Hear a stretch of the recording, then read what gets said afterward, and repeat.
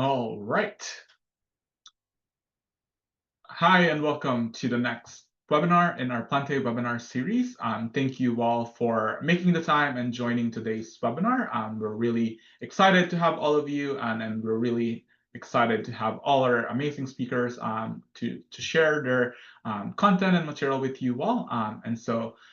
Just a quick introduction and some overview. My name is Jason Padilla, and I'm your technical host for today's webinar. Next slide, please. Before we begin, I would like to give a special thank you to all our ASPB members who are attending today's webinar. Your ASPB membership too helps support make this webinar possible. For any of you who have not yet joined ASPB, you can join today using the discount code %10 to receive a 10% discount on your membership sign up. ASPB members are able to take advantage of this webinar and many other ASPB opportunities. You can learn more about all of those at aspb.org. Next slide, please. We've had a lot of amazing webinars we've done over the years. If you're looking for more plant science related content and various kind of focus area, definitely check out the Plantae YouTube channel. You can find many of those. You might see some of our speakers who've done the webinars before in the past. I know we have a few speakers that would often come back, Sofiane being one of them. And so again, if you're looking for more plant science content, and if you like this one, definitely check out the others that we've had. And so you can do that by exploring the Plantae YouTube channel. Next slide, please.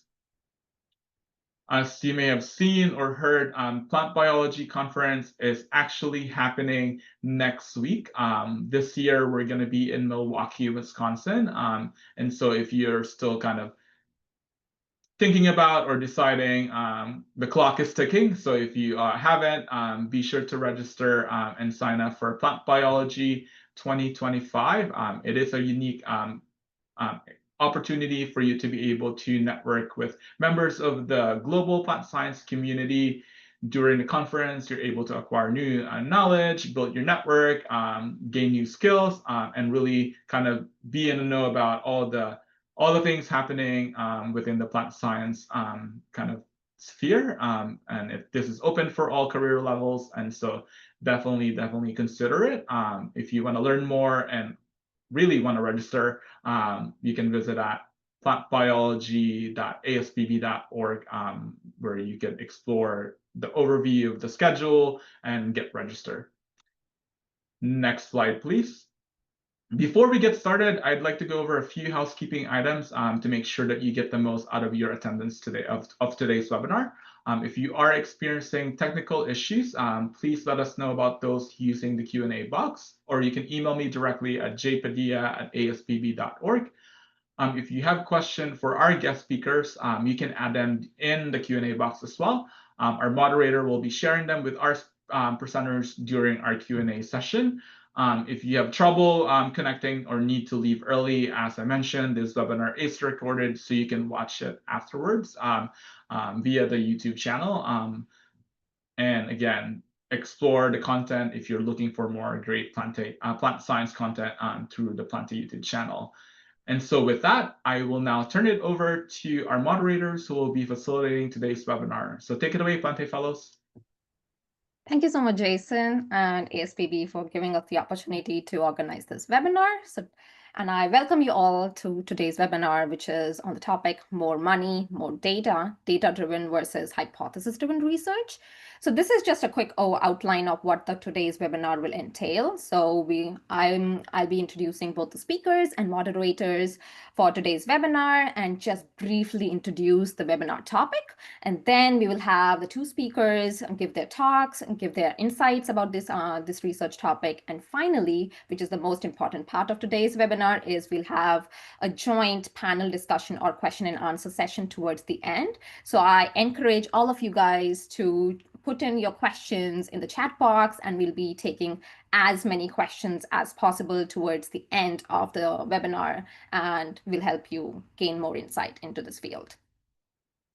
So to start with, today we have a great lineup of speakers. So we have two. First, we have Dr. Sofian, who is a group leader at the Sainsbury Laboratory, and we have Ivan Baxter, who is a principal investigator at Donald Danforth Plant Science Center here in the US.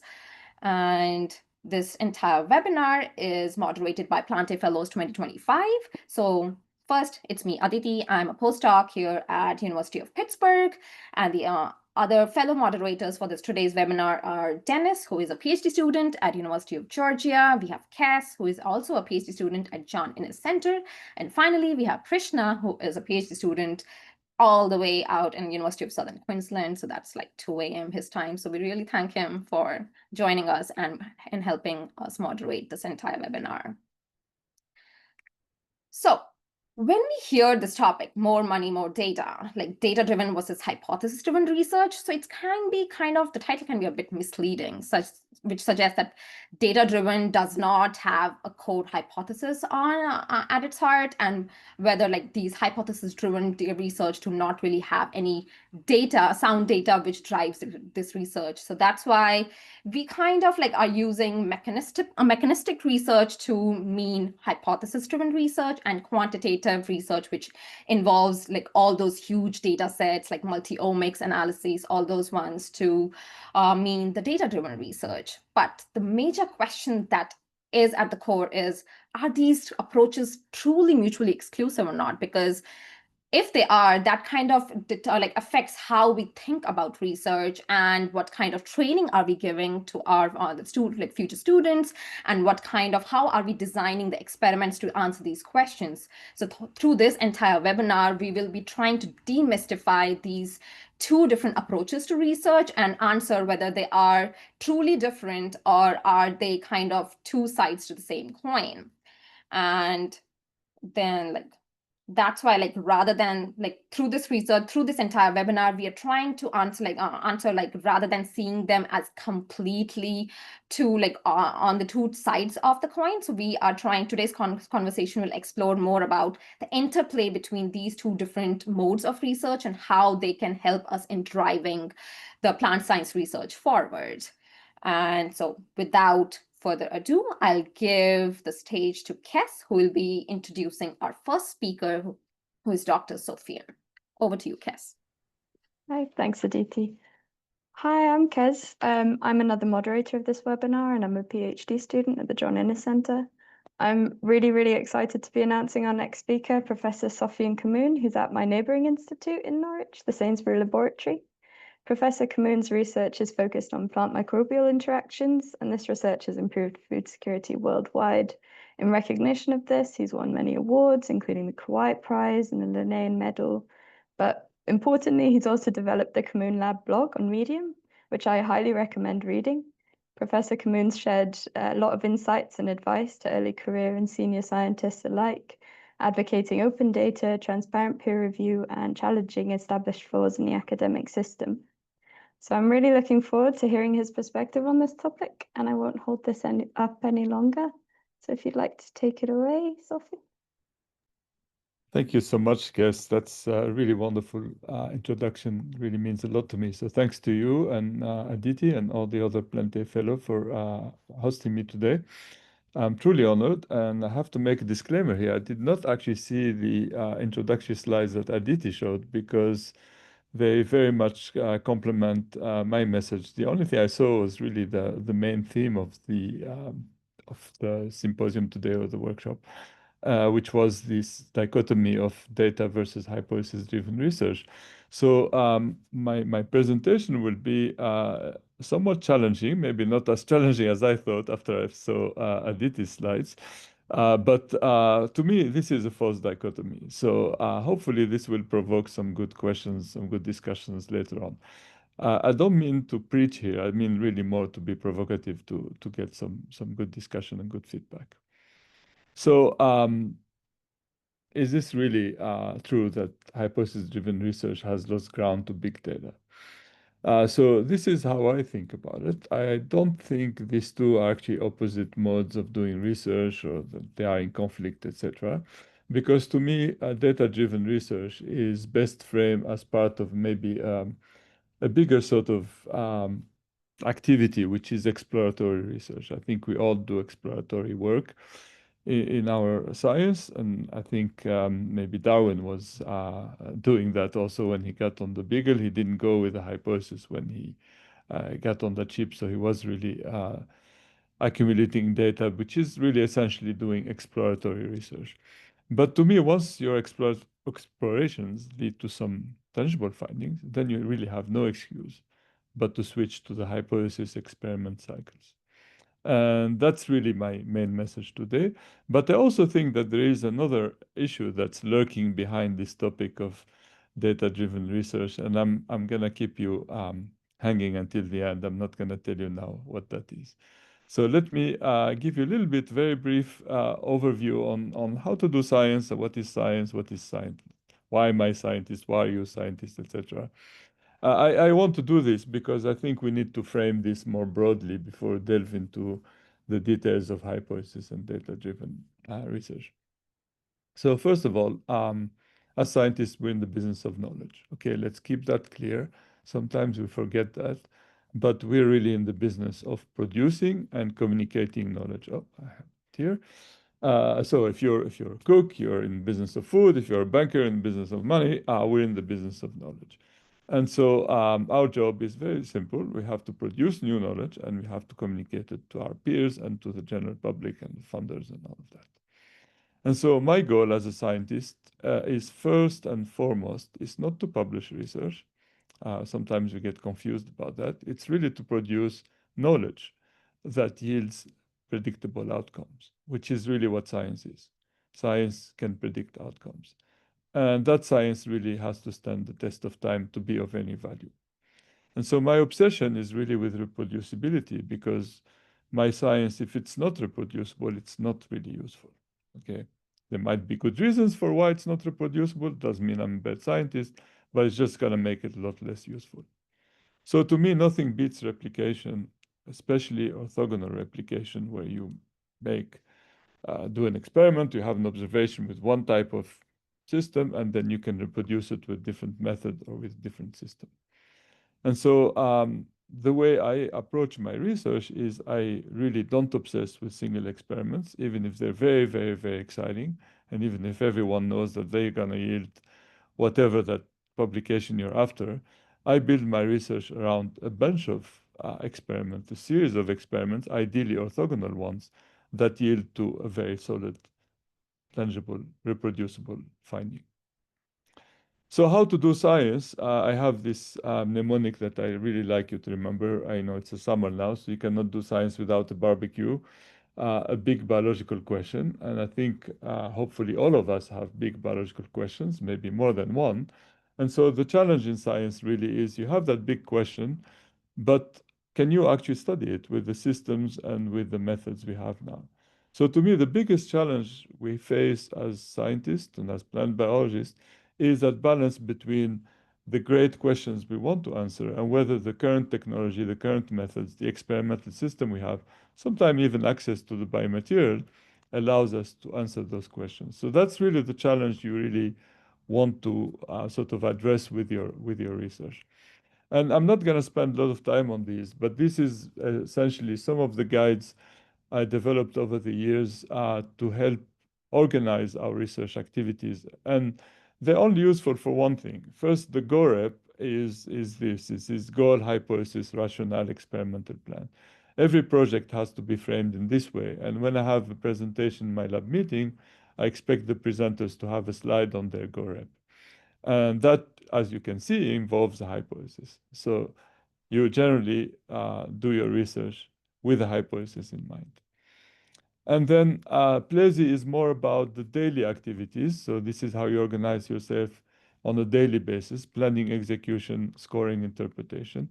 And the reason I have it framed this way is because I want to emphasize how equally important each of these steps are, and that they're also totally independent of each other. You really have spent time planning in your office or talking to your colleagues, then you execute, then you score, then you interpret. But the beauty of this, the real reason I'm showing you this, is because this is what we do with research, is that myth of Sisyphus. We basically climb up the mountain with a rock, with that Plantae cycle, and then we start again and again and again and again. So we have to think of our research not as a single experiment that we're obsessing with, and maybe we will be entering debate of whether that's hypothesis driven or not. It's not really relevant. The point is, no matter what you're doing, it will actually end up being a never-ending cycle of experimental research. Hopefully not really never-ending. At some point you'll publish it, or you'll move on to different project, or you retire or something.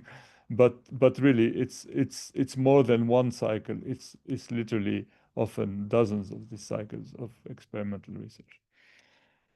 I added this slide because I often get this question when I do this type of exercises: what's a failed experiment? And I know often what people think when they ask that question, what the students think. How do I deal with negative data? How do I deal with failed experiments? So usually my answer to that is, what does a negative result mean to you? And more often than not, it's the result that the student was not expecting. And that's really sad, because negative result, the failed result, is not the result that you didn't expect. It's an experiment from which you cannot draw any conclusions. So to me, a failed experiment is an inconclusive experiment. It's not the experiment that yielded the results you don't want. If you actually showed that your hypothesis is wrong, that's a fantastically useful result. That allows you to go back to that lazy cycle and start planning the next experiment, the next hypothesis. And in fact, there's even research on this. This is a book that Yassine Dagdas, my former postdoc, who's now high-flying as a scientist in the autophagy field, he pointed this to me, that there was actually an experiment where someone researched two E. coli labs, and that were approaching research in a very different way. And they brought up this concept of Keplerian thinking. So the lab that was much more productive was the one that, when they had a result that they did not expect, instead of throwing it away and trying again and again and again, they actually used that as a starting point for venturing into new research directions. So if you think about, if you let the data guide you rather than your own kind of obsession with finding something, that might actually be a much more productive way of doing research. Okay, so now the punchline here of this talk, the real issue behind the topic. I think there is a big elephant in the room in the topic of data-driven research. And this is what I think it is. It's related to that point I just told you. It's the idea that there is a bit of an obsession of delivering the result that we think will give us the big papers. And sometimes research, sadly, is done in this way. It should never be done this way. I urge you to challenge your PIs if they push you in this direction. I urge you over and over again to do that. I wrote that in my blogs before. Don't be, as we like to joke here, a Deliveroo student who delivers half-baked experiments to your PI just because that's what they expect. You have to follow the data. You have to follow your results. And the only way to do that is to have properly done and properly controlled experiment that allow you to draw a conclusion. Whether that's the conclusion you like or not, that's another story. So this is the real problem, I think, with the data-driven science or the data-driven research, is I think there are many cases, and sometimes it's somewhat justified because of the pressures we have to publish, where it becomes a shortcut for getting maybe what I would call, maybe in a nasty way, don't mean to be nasty, but I do feel that there are papers that are intellectually lazy, data-rich papers. And I'm trying to be provocative here, so please challenge me in the Q&A. So here's an example of a real case scenario. I know many examples of these. Some lab has some money. They spend tons of money on some omics type of data, let's say transcriptomics or sequencing genomes, whatever. They publish a paper where they really did very little besides describing the data set. And high impact journals actually sometimes, maybe more than sometimes, really like this. They do publish this stuff. Of course they are, because you're paying them the article page charges. You're paying them thousands of dollars to publish your work. So the issue here, what I don't like about this, I'm not going to be very impressed by your paper if it's full of data, but with very little meaningful addition to our body of knowledge on that topic. And if you only have data, or if you have data that is not yielding completely mind-shattering insights or very obvious new knowledge, be aware that you can still publish them and get credit for them. And maybe by publishing them in platforms like the preprints platforms or Zenodo, or bioRxiv, or publishing them as mini paper, maybe that will trigger collaborations, because maybe some people access your data, find some things, and they probably will reach out to you and collaborate with you to basically extract more information from this data. And keep in mind that publishing all these preprints, mini papers, etc., don't prevent you from publishing in a journal. In fact, that's exactly what we did in this project. We encouraged everyone. We created a platform, a community on Zenodo called Open Wheat Blast. Wheat Blast was a pandemic that was happening with the fungal disease, Magnaporthia oryzae, and that disease was spreading really fast. A lot of people were working on it. A lot of people had data sets. We encouraged everyone to contribute to this community. And at the end, we collated all these mini papers, data sets, etc., and published a community paper where we also listed all the contributions from all the different mini papers that were produced or data sets, etc. And anyone who was an author on any of these was invited to be an author on the main paper. So why don't we just rethink the way we treat big data? Because really it's a starting point for hypothesis-driven research. And maybe we should be thinking of our data as being particularly valuable when we can share it with other people. Okay, so I'll stop there. I think we need to leave time for discussion. So to sum up, you're in the business of generating and disseminating knowledge. Don't forget that. That's your primary goal. I think it's a false dichotomy, this hypothesis versus data-driven research. Yes, we do exploratory research, but very soon it will become hypothesis-driven. You can share and publish your datasets in many different ways and also get credit for them. And a commitment to open science. We talk about open science a lot, but if you think about commitment to open science starts with publishing datasets, mini papers, even posters, preprinting, and all of that. And I'm not going to be impressed with your data-driven papers unless you extracted impactful findings out of your data and also built on them, did follow-up work to test the hypothesis that came out of your data. So thank you for your attention, and I really look forward to the discussion.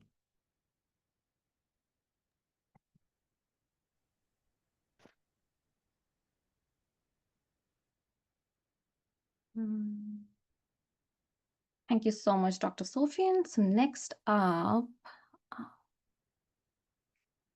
wait a second. Yes. So next up, we have Dr. Ivan Baxter, who is a principal investigator at Donald Danforth Center in St. Louis, Missouri. So he will be speaking more on this topic, and Dr. Baxter's lab actually studies how plants adapt to their abiotic environment using elemental profiling, that's ionomics, image-based phenotyping, metabolomics, so all the big data technologies that you know of. So I'll give the stage to Dr. Baxter now. Great, thanks, Aditi and Sofian. So much to think about in that talk. I know you were trying to be productive, but I guess I think Aditi started by saying she didn't think the title of the webinar really reflected what we should be doing. You agreed with it. I'm going to agree with you. So there's no controversy on that. I think it's a really I think it's important to say that you can't have one without the other. And so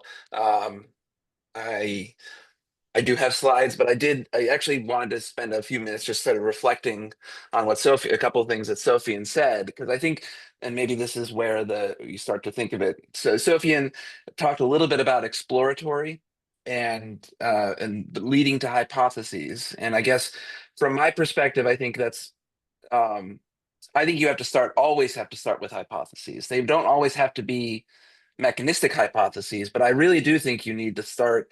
And what Sofian thinks of maybe calls exploratory, I think of trying to get into what we don't know, and starting with the idea that we don't know most of what's going on. We still don't know, and we have to figure out ways to measure the things and get and go in that direction.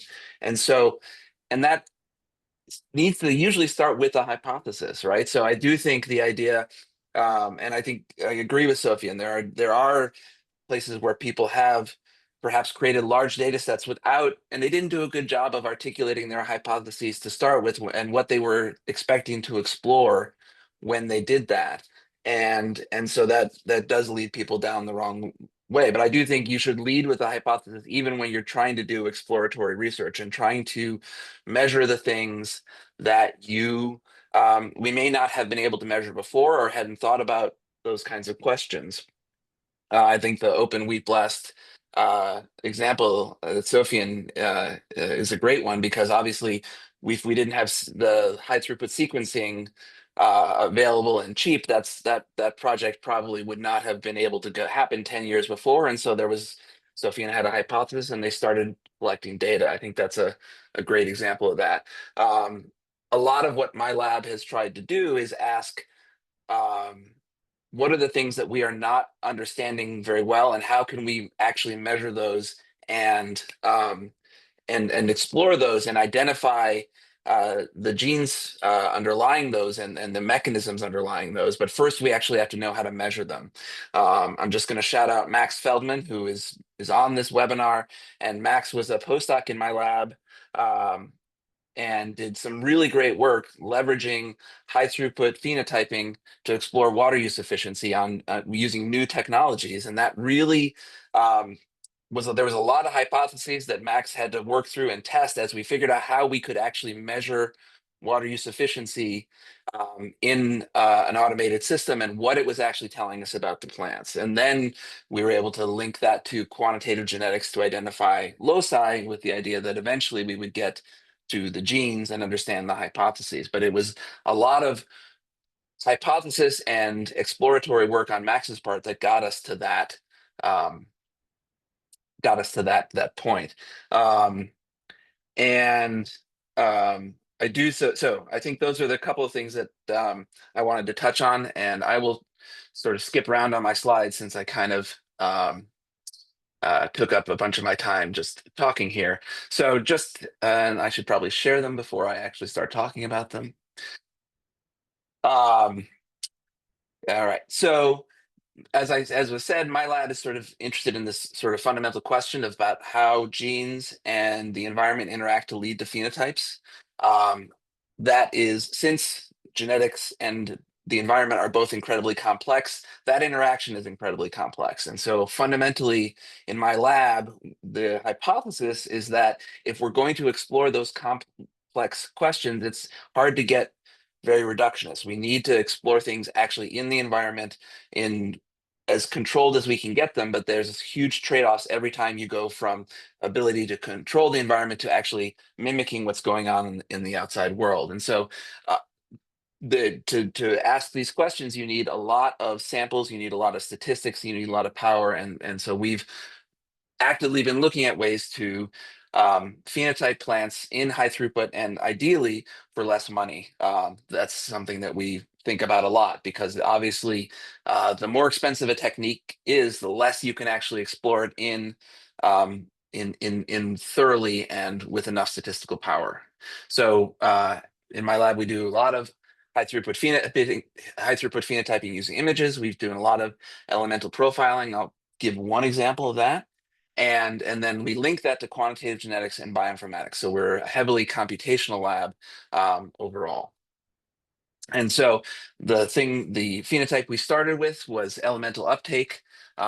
We like that because it is a summary thing that we can measure, because almost all of the elemental content of above ground tissues had to have come from the soil and through the plant. So it's a probe of how the plant has explored its environment. And the other thing is that we can measure it fairly cheaply. And so we can measure it again and again and again in different environments, in different populations, and in large genetic populations that it'll give us the power to identify QTLs. And so we've been doing that the entire time my lab has been around. We've got hundreds of thousands of samples, and we've tried to use that data in different ways, crafting different hypotheses to approach those questions. One of the things that's really motivated me is this idea that it's human biases that are directing a lot of where our research has gone, and that we need to find ways to get around those biases. So this was if you've seen a talk by me in the last 5 years, 6 years, you've seen me mention this paper. It was written up in the New York Times. And it's basically the fact that we in the human field, and it's true, I think, across all science, so it's not picking on human biologists, they're focusing more than half of the efforts studying and publishing is on genes that were discovered 40 years ago. And it's because those are the genes that were, for a variety of reasons, were easier for people to identify early on. And then if you have a known gene, people are more likely to study that than an unknown gene. And that compounds and it compounds and it compounds. And so people preferentially work on genes that they know about and not on genes that they don't know about. And that's something that's a bias that we have to get around. And so a lot of what I think, we have been thinking about is how do we identify the unknown genes that we should invest resources into? Because obviously almost any mechanistic study on a single gene is expensive, and you have, relatively in some ways, we can talk about costs, but you have to, and if you're going to do 100 of those, it gets really expensive. So you have to pick right if you're going to really invest in a gene, and people are incentivized to pick genes they know about because they know it's sort of a known universe. And so we think a lot about how do you get to the unknown genes and prioritize those unknown genes. Genetics is a great way to do that, but there's still all sorts of biases and people have to make choices. So, and one of the things that always struck me is that early on in my postdoc, we were doing genetics and we landed on a gene that we would never have picked out by just looking at them. And it was only because we were doing the genetics that we knew this was the gene. And a ton of very mechanistic hypothesis-based research has resulted from starting in that gene and looking at how the formation of the Casparian strip affects elemental uptake. And it's been a really cool thing to watch that go off in different directions. And so we all, I'm always thinking about ways, can we get to that next unknown gene that's going to lead to lots of interesting mechanistic hypotheses? And to do that, we started off by trying to figure out what genes we knew about and creating this list of genes that we call the KIG, the known ionomic gene list. And so that we always have ways to check, do we know anything about this gene? And then prioritize the things that we don't know. And I won't go into it, but we have lots of data sets from different species of genetics and different environments identifying loci. And we wanted to see what percentage of those loci that we've identified have one of these known genes underneath it. And it turns out it's a really small number. It's about 4% of the loci have one of these known genes underneath it.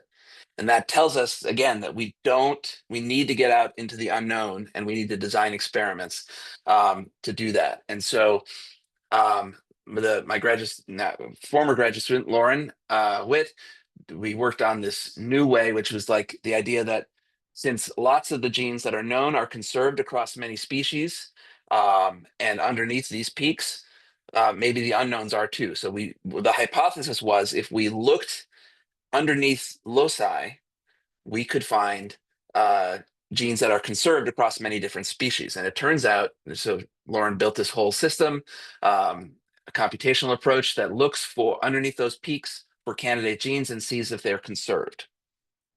And then most importantly, we had to find a way to test the hypothesis that was true. And we used permutations, and we spent a lot of time thinking about those permutations so that we could test the hypothesis that these things are conserved more than you would expect. That's something we do a lot. And it gives us hopefully the confidence to go after these candidate genes. And so it turns out that's true, that they are these genes that are conserved, then there's more than you'd expect by chance, given the exact same experimental setup of how many data sets are coming in. And it gets better the more conservation you get, the smaller the number of genes you have, but the more that they're more significantly over the background level. And some of those are the known ones. Some of them are ones that we could make a hypothesis about what they're doing, and then a bunch of them are things that we would have no clue what to do. And so that now we are going through and testing those hypotheses that have been generated through the overall hypothesis. So that's a quick overview on that project. I think it's probably a good place to stop because I think there's a lot of things to discuss, and I'm happy to do that. And so I will stop there. Obviously, there's a ton of work that went into this, all that we've done, and lots of work in the lab we didn't get a chance to, I don't have a chance to talk about, but that's sort of a overview of sort of how I approach some of these questions. So, and I will stop sharing. Where, oh, there it is.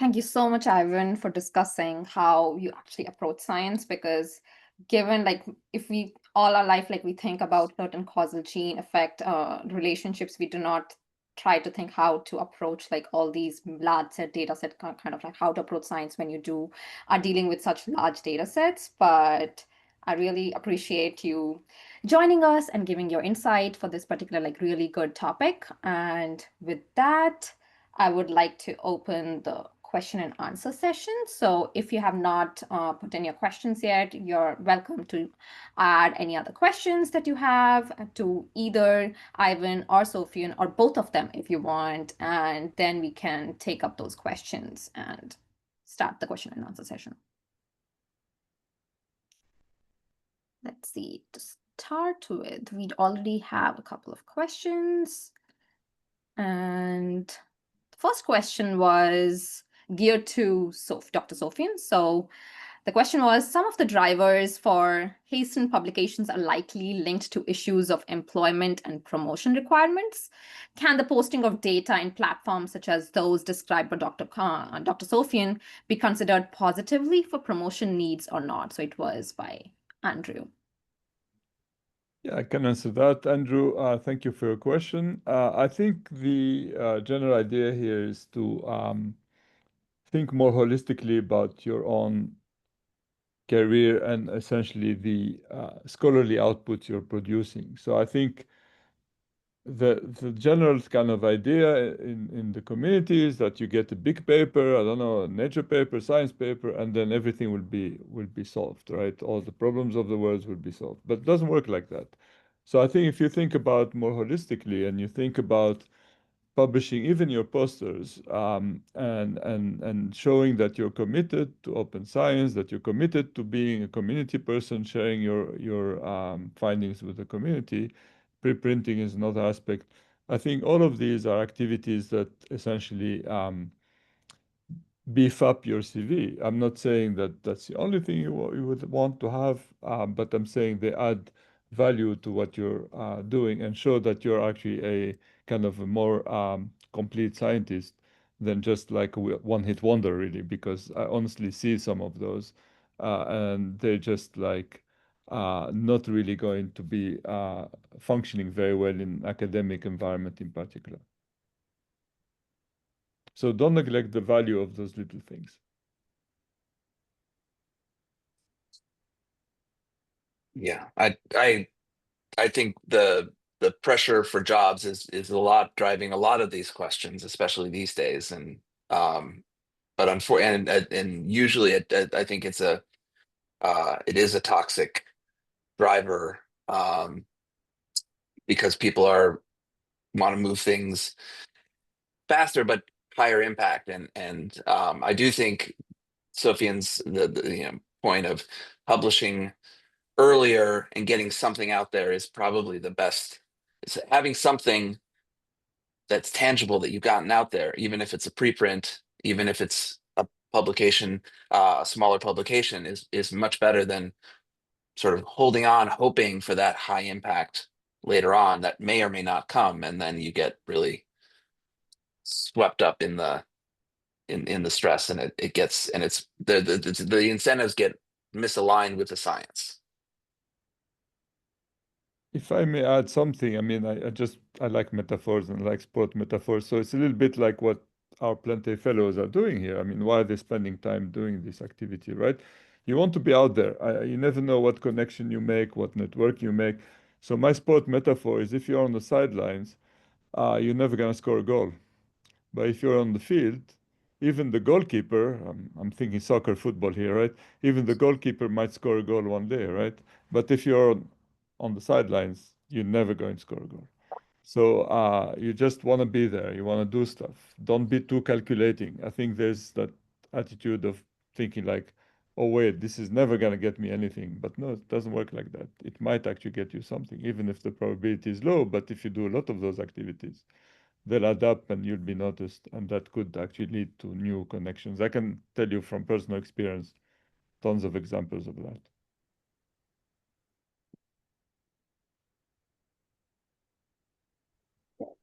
For the second question.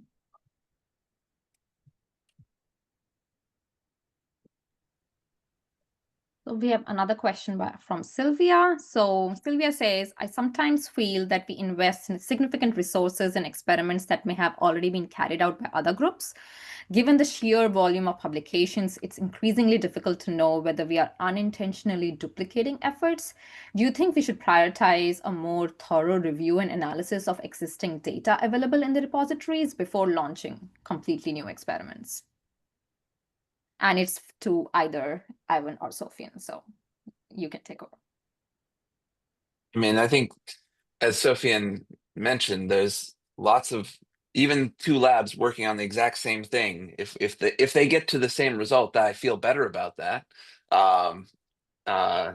So I do, you know, and there is a lot of, well, especially when you start thinking about experiments in the field, you can never have too many replicates. I think that, and so I think the question is not necessarily are we duplicating effort as much as are we coordinating our efforts as much as we should, so that if two labs are doing very similar experiments, they're collaborating and not competing.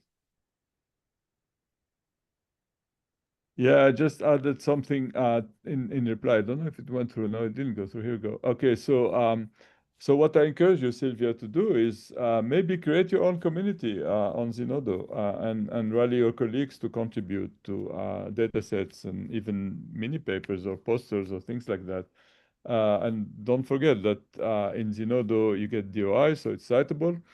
And then the other good thing about that, which is I think often an issue of tension, because very often when people like data is not cited, it's not necessarily intentional, it's just that there's no clarity, right? I mean, it's not necessarily obvious who contributed what.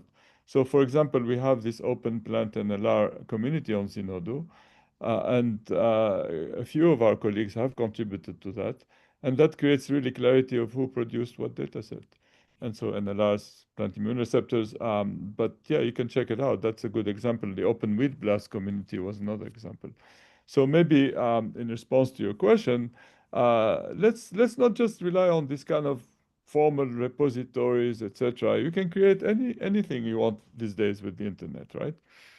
So you can create your own sort of mini community for your own topic, and that can be advertised at conferences and so on. And I like the way of organizing it through as you know, the community of this type. There's author lists, it's clear who contributed what, there's record, DOI, permanent record on the internet, etc.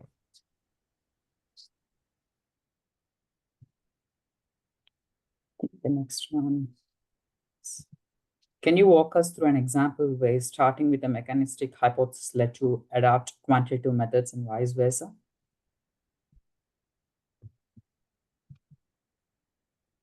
I think that's for you, Ivan. Yeah.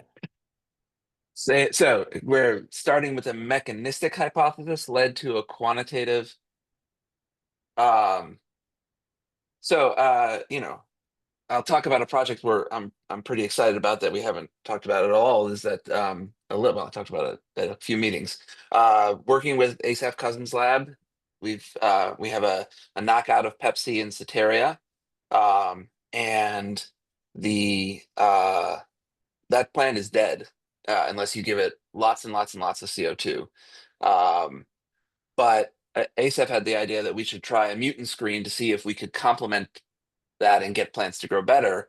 No idea, you know, that he has a couple physiological properties that he thinks that are hard to measure, but he thinks if those were changed, that might be a complement of the Pepsi knockout. And so we did a mutant screen, and I think we've actually gotten a couple revertants and not revertants. They're not completely fixed, but they are they grow much better in moderately high CO2 than the knockout does. And so that's led to, you know, I think we don't know what the mechanism is. We just think that there are a couple potential mechanisms. And so we did, you know, a large amount of work. This is something that's been ongoing for 3 or 4 years now, just because of the time it takes to grow plants and those types of things, but it's finally bearing fruit. So I think that's one example of where you can have a hypothesis that is somewhat mechanistic, but you're not testing the actual mechanism. You're, you know, we're doing what Sofian would call, I guess, exploratory research and developing your system. So. Yeah, we have one question from an undergrad student asking, what are some good entry points for undergrad students for data or hypothesis-driven research? Any one of you can answer if you want. I think. Go ahead, Ivan. Yeah. I mean, I think the key point is that the second slide that Aditi showed is that they are not oppositional. You absolutely need to be thinking about both in whatever experiment you're doing. So, you know, Sofian had that very nice, the two acronyms, go rep, and the other, and I'm blanking on the other one, but you should be thinking about that. But you know, it's important if you're going to collect data, you should have a hypothesis about what you're going to see, even if it's not true. That's fine. But you also should, you know, have a very careful thinking about the right way to collect the data to test that hypothesis. Yeah, absolutely. I would say, look, entry point, very simple. You have to understand as deeply as you can the scientific method and how that works. So forget about the data for now, right? The data, you can even buy it, right? You can pay a company to do it, to produce it. So focus on that. Focus on understanding these frameworks of hypothesis-driven research. And so I didn't know where to put it, but I put a link to that GoRep thing. This is one of many. There are many of these. But definitely you need to understand what that cycle of experimental research is, what a hypothesis means. Sometimes people don't even realize what a hypothesis is. I drive the hypothesis and I get the question. That's not a hypothesis. So you need to really, if you're an undergrad, I mean, this should be taught at the undergrad level. And actually, I'm very pleased that my blog actually on GoRep has actually attracted the attention of some STEM high school in California that someone contacted me and said, I like this so much better than the formal curriculum we have to do. And in fact, actually following that exchange is what led me to draft the blog and develop it further. But I think really understanding what hypothesis-driven research means, first and foremost. You cannot escape that. You cannot do science without knowing that. Right. Next, we have from a PI, as a new PI navigating complementary but diverse research questions, how many ideas or directions do you believe are reasonable to pursue in the early years of establishing a lab, particularly when these questions are conceptually aligned but methodologically broad?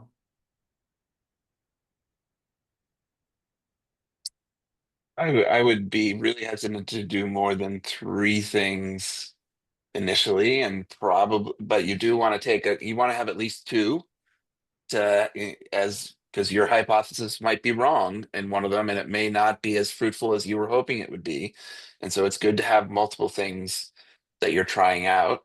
But you know, I mean, the temptation is and I think I did this, and I think many people do, is do too many. So I don't know how much you want to trust my my judgment on that. I'm going to answer your question differently. I think the challenge, and this is a challenge I actually went through in my career as a PI, is if you have 3-4 people, how do you want to organize them? Are they all going to work on 3-4 completely different projects, or are you going to create some mini teams within your group? And I think that's a real challenge. And I would actually advise new PIs not to have the team stuff, because that's very hard to manage. You really need to have a lot of experience as a mentor and as a lab manager to manage the dynamics of that. So I started my lab with everyone having one project. And after a few years, I gained confidence as a PI and as a person manager and all of that. And then now my lab is all organized in teams. And now I'm very confident that I can manage that. And I think that's a lot more efficient way of operating. And actually, if you look at industry, for example, everything is in teams, you know. Unfortunately, in academia, very often, many of you probably can see that in your own experience, it's silos. So you'll have a lab and everybody will have a single project, sometimes not even communicating with the people next to you. So if you have teams, then you have a lot more synergy. And, you know, I always say team together, everyone achieves more, right? So that's very obvious, right? So I think rather than thinking about project, think about how you're going to organize the people in your lab.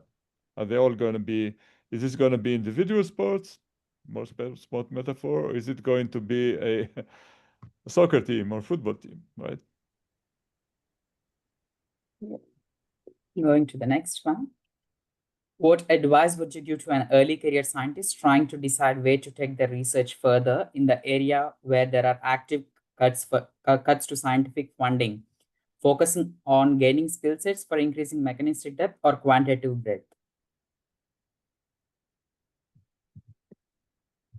Oh gosh, the funding question. Sorry, Ivan. I mean, I think, I just came back from the US this morning, as a matter of fact. I was in Tennessee for a couple of things, and everybody's in shock. I think Ivan can say that. So, and I feel Yeah, I can say I'm in shock. position. I am in a very poor position to comment on this because I'm equally in shock, even though I'm not directly affected. This is a shock for humanity, I think, for the whole planet. There's billions and billions of research funding being cut. I think, you know, I was listening to NPR yesterday on the drive to the airport and talking about how many people will be dying because of the funds in foreign aid. And yeah, I don't know. Honestly, I really don't have an answer to your question, honestly. I think I'm in shock too. Like, so I think I don't think there is, I would have two answers. I don't think they're either one of them is great. One is, you know, there is a figuring out what, so you want to do both, but you also want to lean towards what your temperament, what, you know, sort of what brings you joy, right? Like ultimately, in the long term, I mean, we are going to take a massive hit, but science will continue, and both approaches are needed, and both will be needed.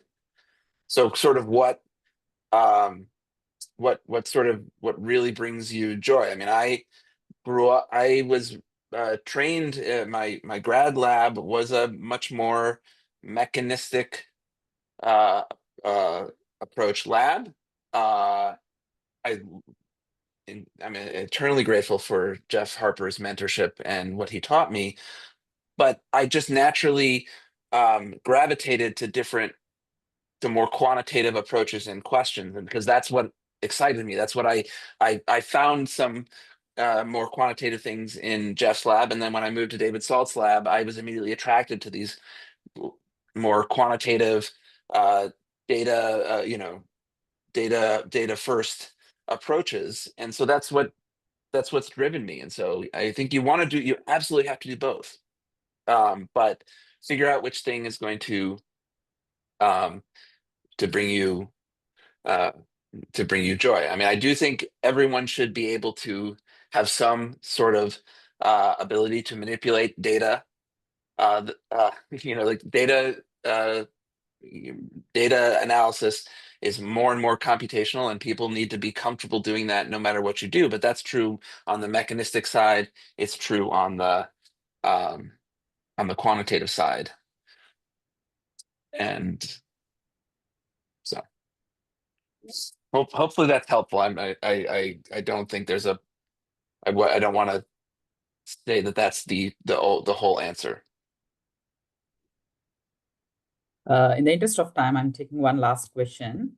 How do you think AI models which train with available open data sets will impact the role of plant scientists on creation of a hypothesis? Do you think our role as a scientist creating hypothesis will change in recent future? I think you can, anything that starts with AI, you should start with that they can hallucinate, they can be manipulated, and if you don't have sound underlying thinking going in, you are going to have bad results going out. And so you have to be able to think you have to have understanding hypothesis, you have to think about what they mean. And if you can't do that, the AI you will make a fool out of yourself by relying on the AI. I mean, my approach, and I use ChatGPT in this way quite a lot, is as a sounding board. For example, you might be thinking about the question, and you might be thinking about, okay, there's 3 different ways of approaching this problem. You could feed that to ChatGPT and say, am I missing anything?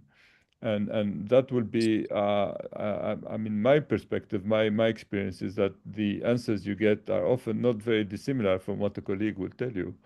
So I do like that interaction, that interactive thing about it. It's called chat, right? For one thing, for one reason. And so I think using it as a sounding board rather than like, hey, define a hypothesis for me, I'm just going to be a lazy person and I'm going to let you do all the work. I don't think we're heading towards that. I think we're heading towards more role of these tools as assistants that are incredibly actually efficient and effective, but they're still assistants. Yeah, that's very insightful. And thank you again, Professor Sofina and Dr. Ivan, for your time and insights. It's been a very privileged to moderate this session, and I'm sure everyone here leaves with a lot to reflect on.